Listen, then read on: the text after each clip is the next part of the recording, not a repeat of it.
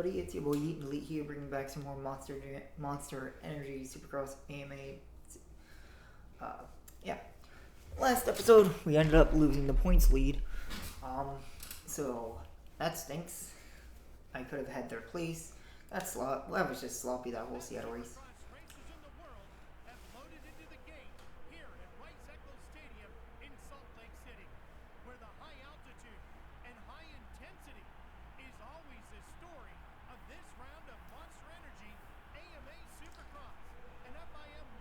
You know, the thing is, I don't think I remember, I don't remember this track that much.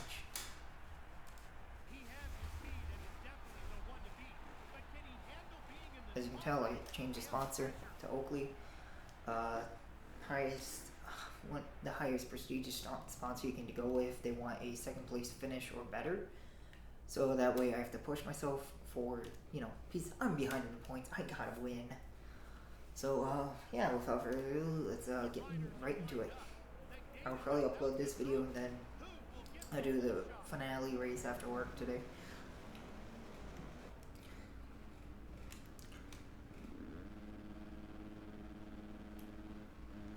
I'm gonna get the whole shot if I know where it is.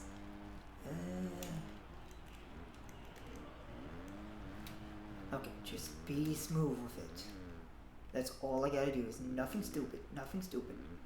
Oh, that was a little too tight. I put a little too much turn into there. I leaned my rider too early, probably. So far, we're looking good.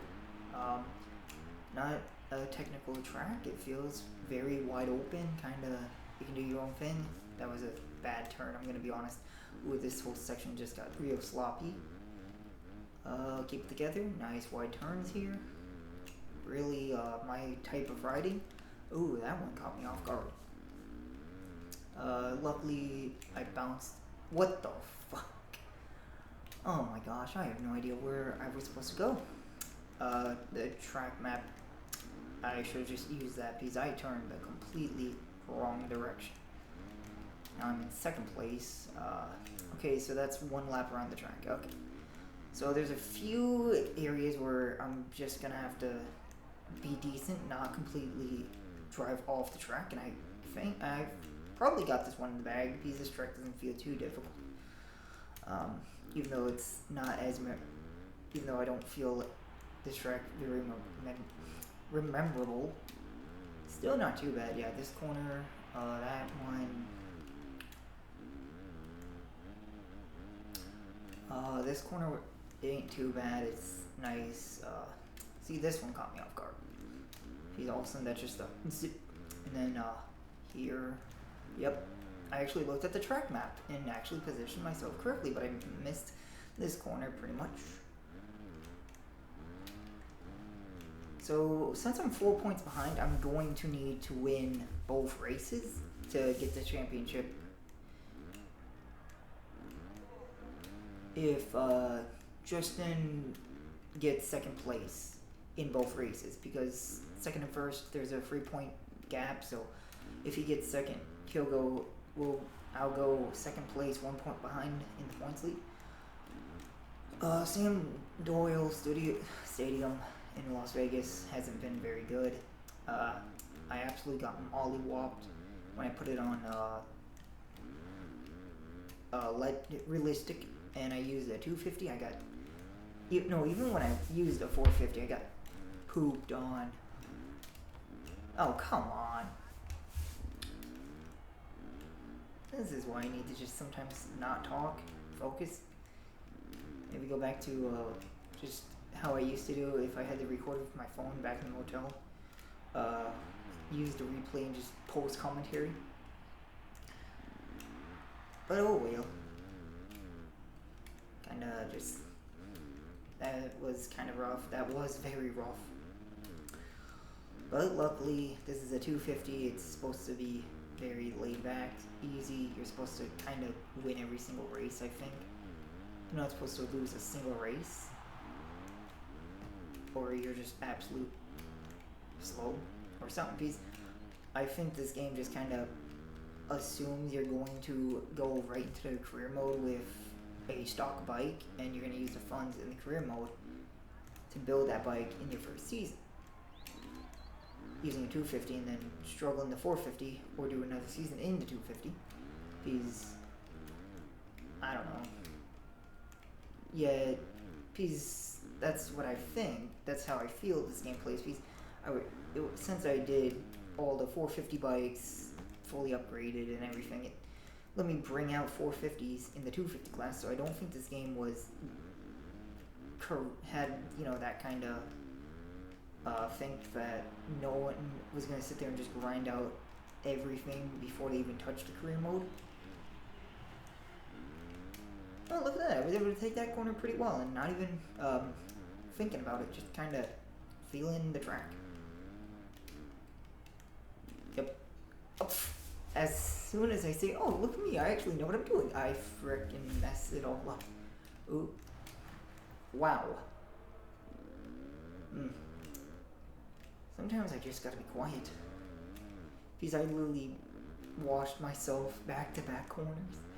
How do you do that? Just, oh, I'll be fine. This goes squish, squish. Oh, I'll be fine the next one. I'm not going to be carrying too much speed. No.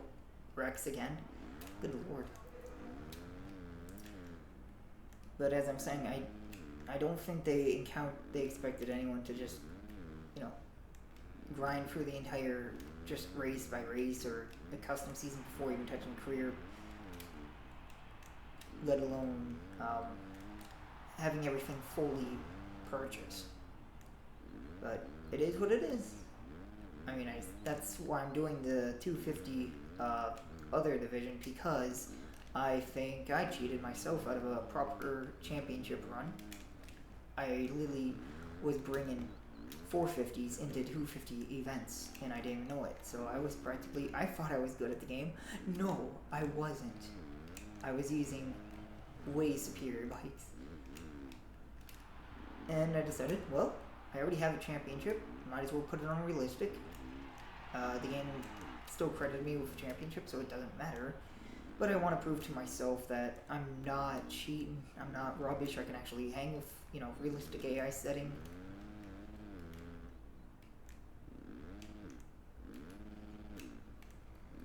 And I thought maybe if you go through one season in the 250, because in older games, if you win the championship and stay in that division, example NASCAR Daytona, you win the Dirt Series championship, everyone's lap time goes to the legend difficulty lap time. Everyone becomes very fast paced, even it feels, like the season championship. The career mode spaces everyone out, that way you have a shot of, finishing, in a good position to build up the car.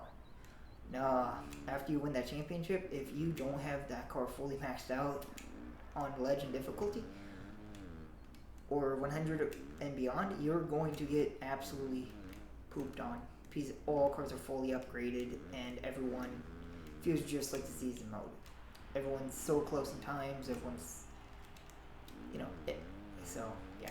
I thought maybe this game would do the same, where okay, you have a championship, you obviously probably have enough funds to have a fully built bike. We're going to make everybody very competitive, fully built, on realistic. Especially that's going to be, I thought realistic was going to be, you're going to have to sit there, set a tune up and custom set your bike to a very good setup, not just default, but here I'm just giving them all the business.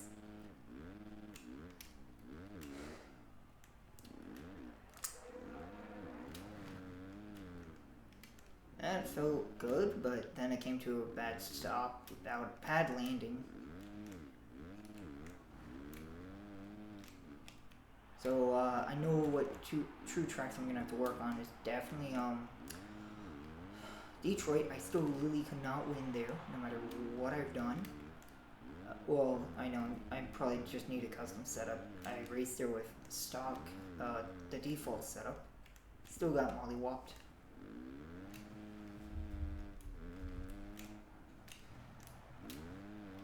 And probably, I want to say Sam Doyle Stadium. Las Vegas. That's which is coming up next after this one. So, yeah. But we'll see how it all goes. Maybe if, Justin here can finish maybe 5th or lower and I can go into the last race with a lead, I can just, get it one and done.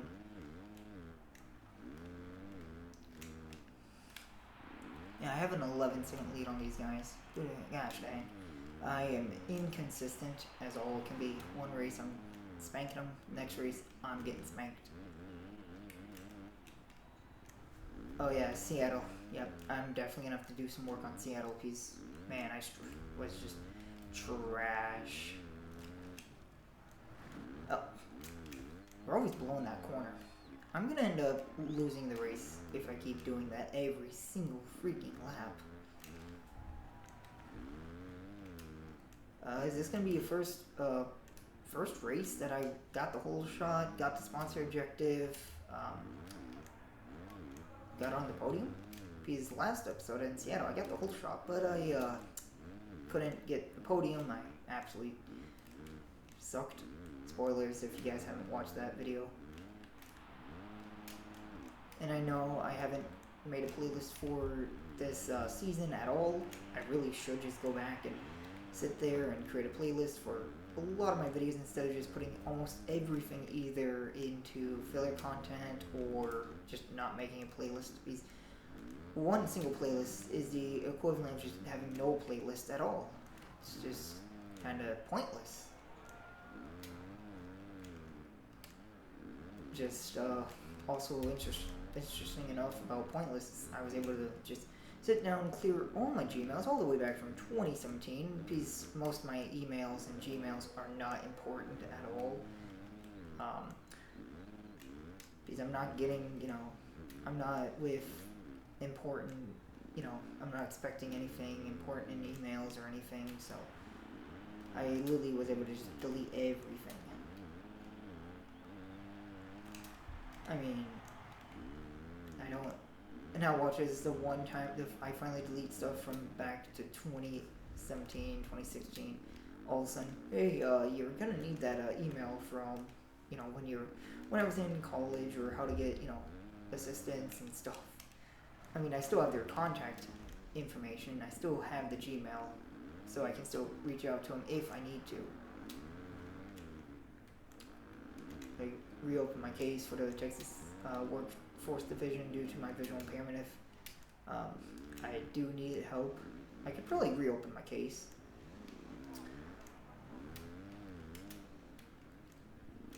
So, oh well. But overall, I must be doing good enough because when I left college and they found out I got put on suspension, and I told them I'm not going back. About, I want to say 2 weeks later, my counselor called me and she was telling me how maybe I should work at Buc-ee's. That way I'm making more than, what I was at Dairy Queen, and pay for an Uber. And I told her, hey, I already did the math. The Uber would cost me, yada, yada, yada, this much. I'm not making that kind of money. I would be spending a lot of money just to getting to work rather than just working at Dairy Queen and Dollar General, which I can literally walk to work if I need to, which I have done. And that's how it was. And then she said, well, since you don't need help anymore and you're able to go through your career just fine, we're going to close your case. And I'm like, okay, that's fine. So, but that made me think, it's like, wait, so even if I'm in a career, you guys just closed my case, I'm still visually impaired.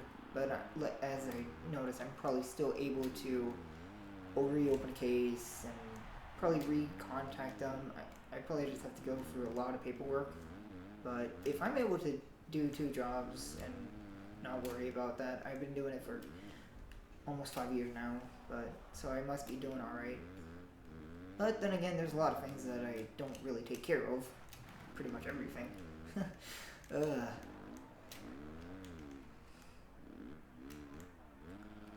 But, oh well. Like how in this race I just kind of did like a micro reflection on life.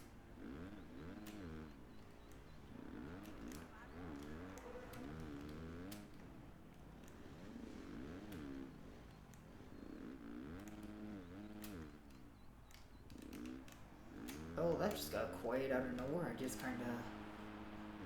I don't even know where my brain was. I didn't even think about saying anything. I didn't have any thoughts in my head or anything. Yeesh. So we're just kind of cruising along here. Minute left plus 2 laps. Yeah, this corner I haven't even been thinking about. I finally was able to... Well, I mean, I was thinking about it because I just mentioned it. So it was in my brain. I saw that corner. I'm like, oh, it's that corner.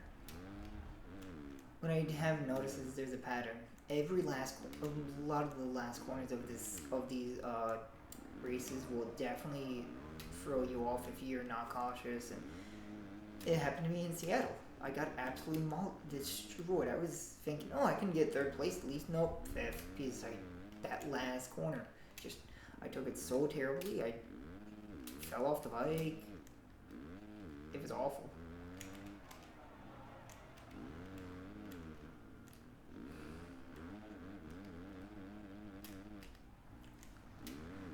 Oh, that was a crossover if I haven't seen one myself. Well, that should be a crossover if you go from left to right when you pass them, or right to left, change lanes. And I'm pretty sure I lapped him. 2 to go. Well, yeah, 2 to go. Okay, cool.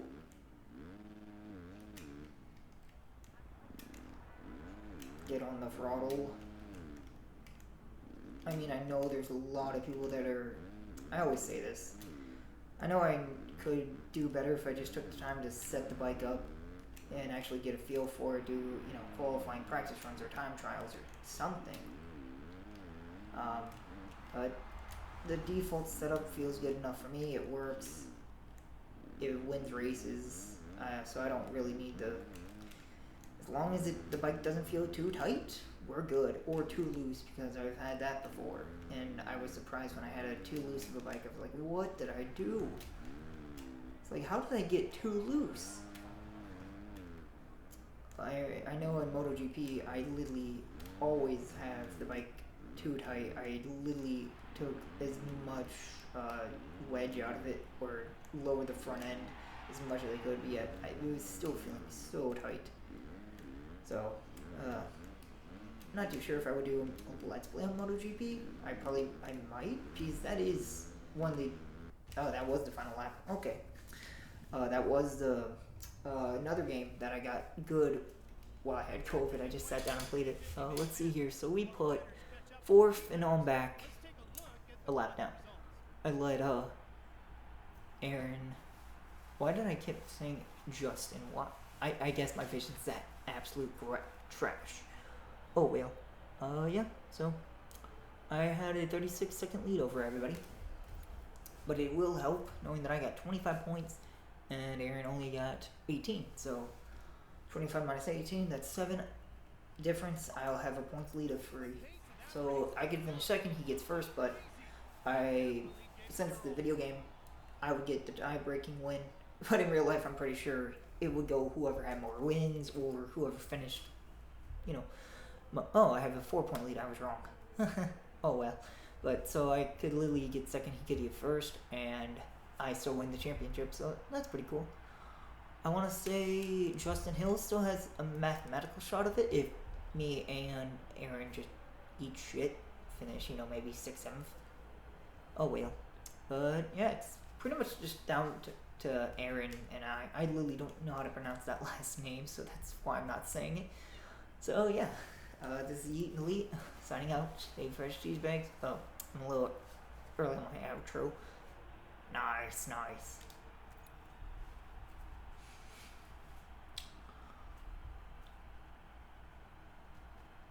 Oh, we're at 202. Holy buckets. That's a lot of prestige, I guess. So I get a new emblem, which I think is pretty cool. Level 200. It only took me, I want to say, 2 years of doing this. But yeah, that's not bad, I guess. Well, there has been a hiatus of, 3 months of this game, so it's cool. So, oh, we got Paint livery, new object, no object. Oh, holy. Dude, we got one for every bike, I think? Oh my gosh. Prestige livery, oh. Silver, probably. Holy. It gave me probably for every single bike. I'll take it. Yeah. This is the Elite signing off. Stay fresh, cheese bags.